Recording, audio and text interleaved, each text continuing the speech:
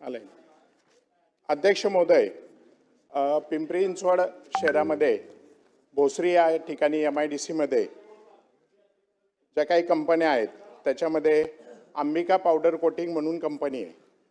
त्या कंपनीमध्ये 29 नोव्हेंबरला दुपारी 4 वाजता अपघात झाला आणि अपघात झाल्यानंतर तिथे एक कर्मचारी कामगार मृत्युमुखी पडला आणि जवळपास 6 कामगारांना हॉस्पिटलाइज करायला लागलं. आता मंत्री महोदयांनी उत्तर दिलंय, तर उत्तराच्या अनुषंगाने पिंपरी चिंचवड शहर हे औद्योगिक नगरी आहे, कामगारांची नगरी आहे आणि या कामगारांच्या नगरीमध्ये कामगार हा सुरक्षित असला पाहिजे आणि कामगार सुरक्षित जोपर्यंत राहत नाही तोपर्यंत औद्योगिक नगरी ही औद्योगिक नगरी म्हणून ओळखली जाऊ शकणार नाही.